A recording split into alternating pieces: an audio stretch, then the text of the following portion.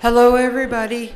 I am actually going to present on this presentation of the Acro Voice and understanding how patients with acromegaly define their conditions and make treatment decisions. We started on this a couple years ago, and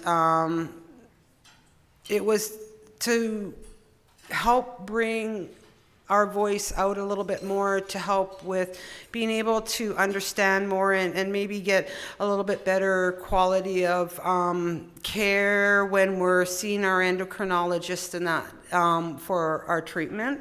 So I was asked to present on it, and I am a little nervous.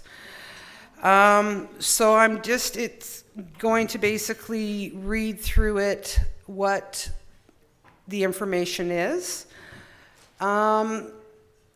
So green forward.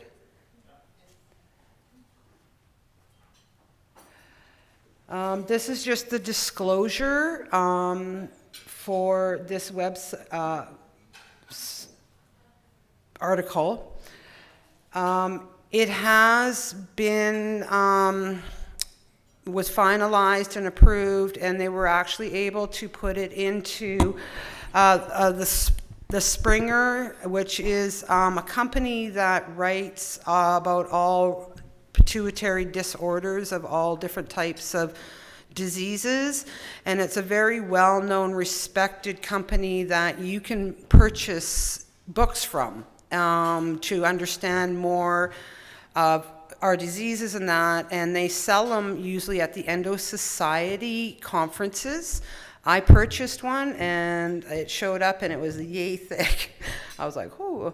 But the whole actual article of this project that was done is on their link also. So if you wanted to go in and actually read the whole article, you can. So this project was done with like the advocacy and support groups that came together to find some volunteers to be part of the Acro Voice study.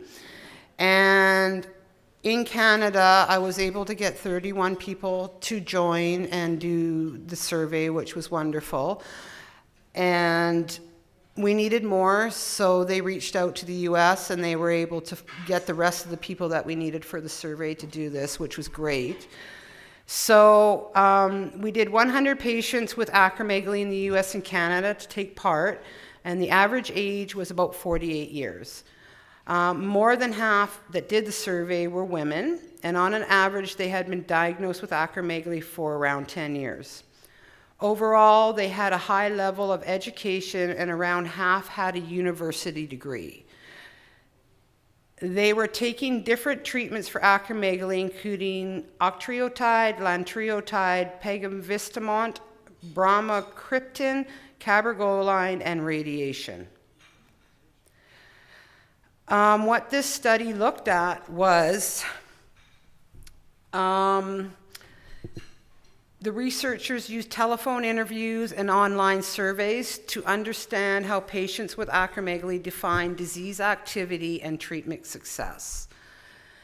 In the telephone interview, patients identified the 5 factors they considered to be important on describing the disease activity that we live with on a daily basis. 2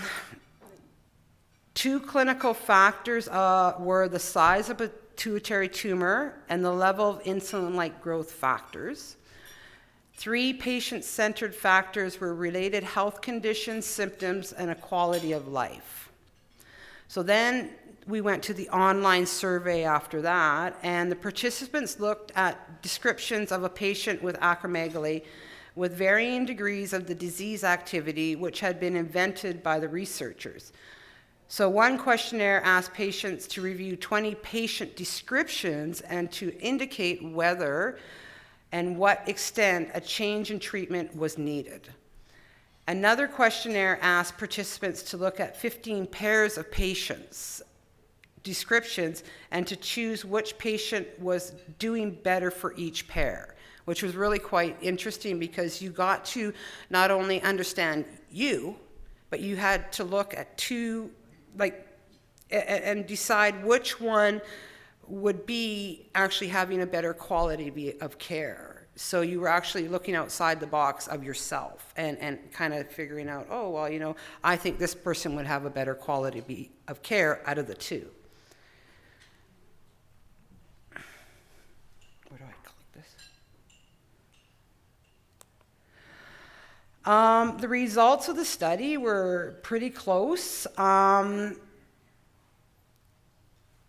For the clinical patient-centered factors were important to patients with acromegaly. All 5 factors were important to patients when deciding whether and to what extent changes in treatment were needed. Because we as acromegaly patients listen to our body, so we kind of know what we think would help us. And then, the doctors know by the results what they need to do to help us. All 5 factors were important to patients when deciding on how well a patient was doing overall. So you got 23% that thought, the tumor size was important, and 23% the IGF-1 levels were important.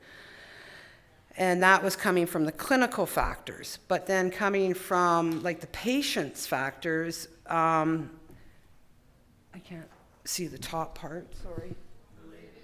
Related conditions were important, symptoms were important, and definitely quality of life was very important to us. What were the main conclusions reported by the researchers was patients with acromegaly should feel empowered to express their needs and opinions and to receive treatment that takes their preferences and perspectives into account. In the AcroVoice study, patients with acromegaly valued both the clinical factors, the tumor size and the IGF-1 levels, and patient-centered factors related conditions, symptoms, and quality of life.